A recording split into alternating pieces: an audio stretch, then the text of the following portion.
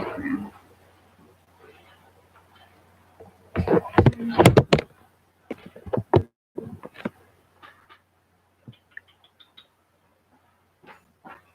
Hey, hey, hey.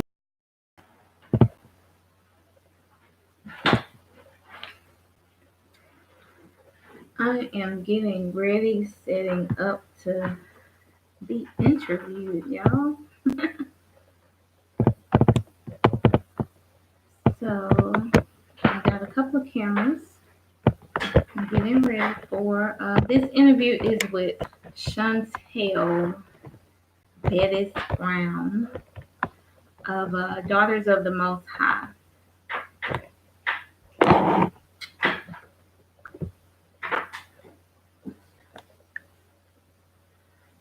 Okay, bear with me, bear with me.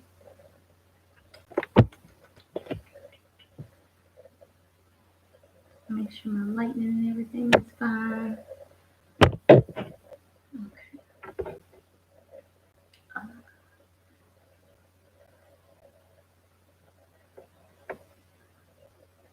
Am I live?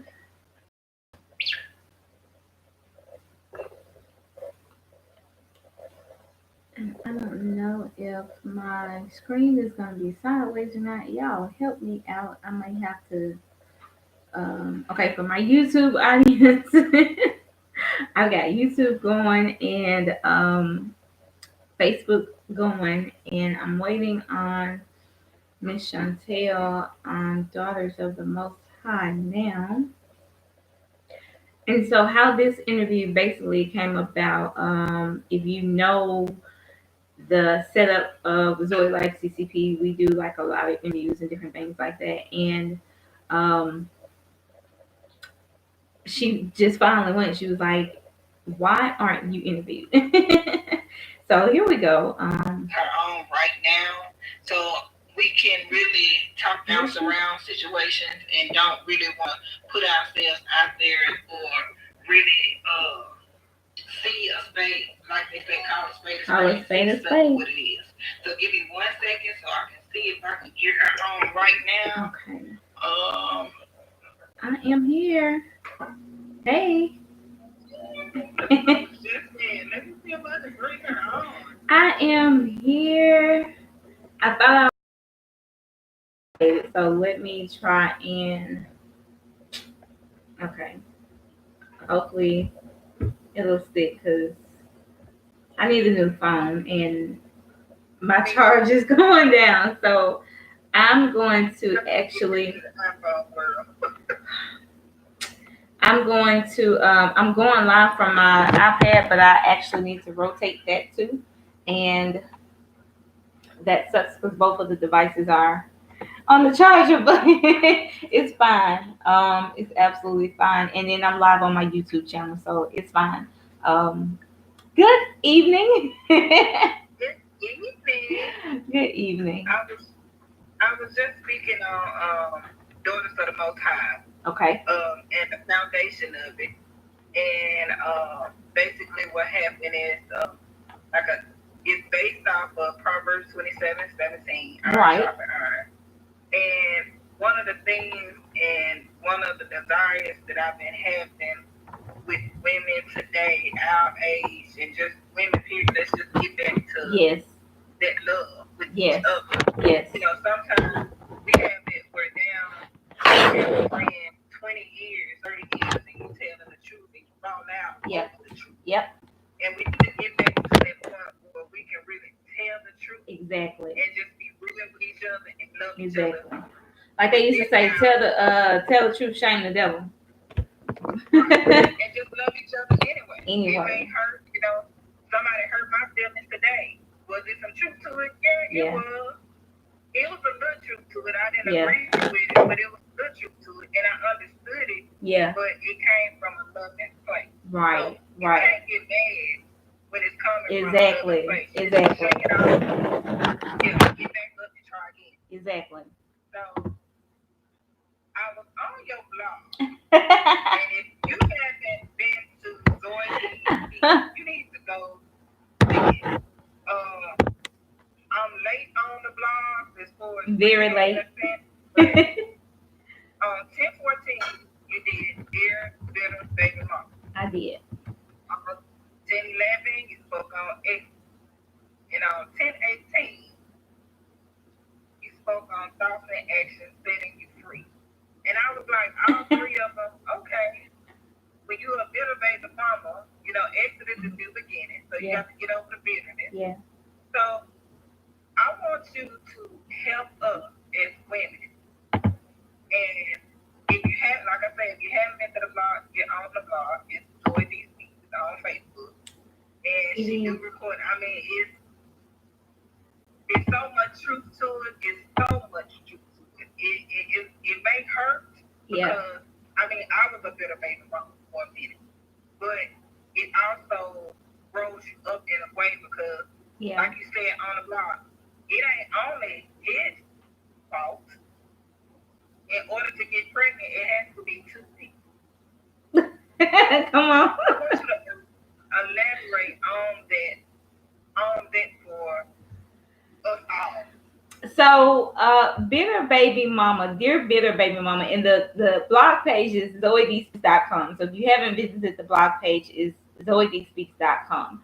And I will be honest in saying that dear bitter baby mama was something that I was very reluctant to share because it's such a rampant characteristic nowadays, and bitter baby mamas are very, they feel very justified in how they act.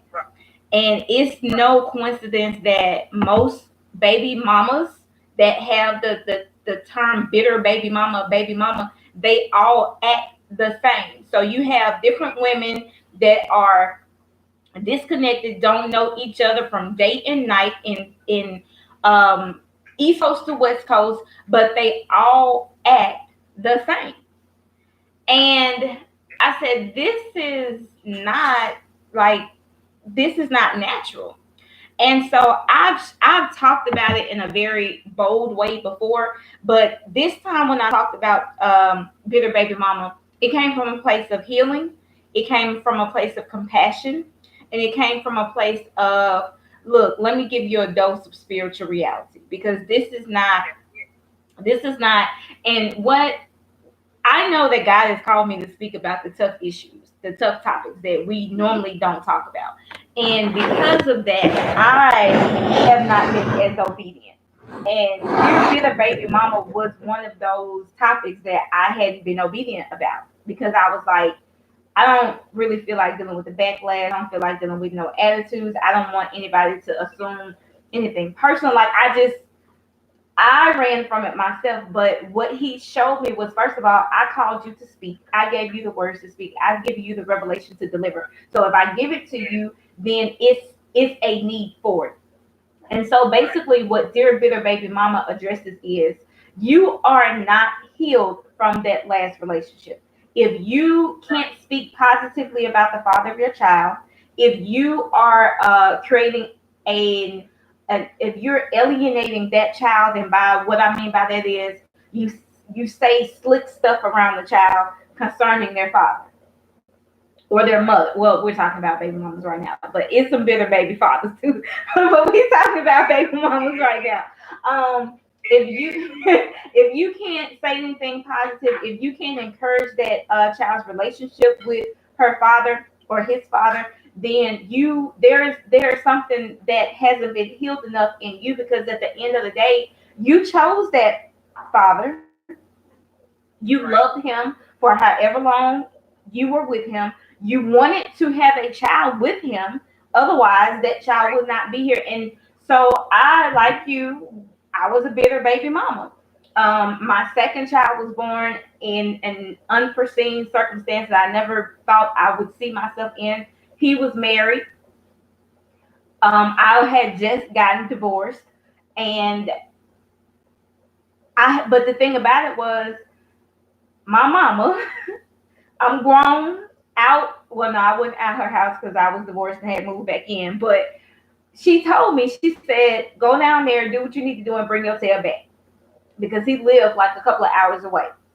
And so I was like, yeah, I'm gonna go down there and I'm gonna, do this, and nothing's gonna happen. She said, go down there, do what you need to do, and bring your butt back. Well, I came back, but when I came back, I came back with a seed. And that circumstance did not go the way I played it in my mind, because I'm like, oh yeah, he's a good father, and this, and the other, and this. And so I thought, this was gonna be okay, and it was not.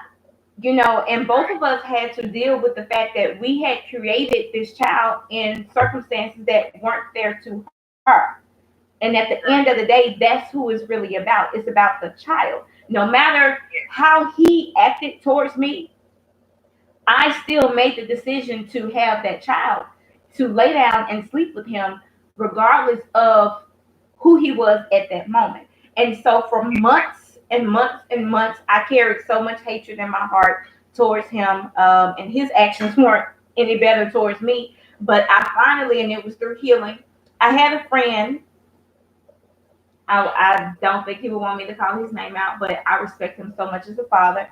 And he told me, he said, look, you don't stand in the way of that child having a relationship with her father. He said, now, if he doesn't show up, then fine.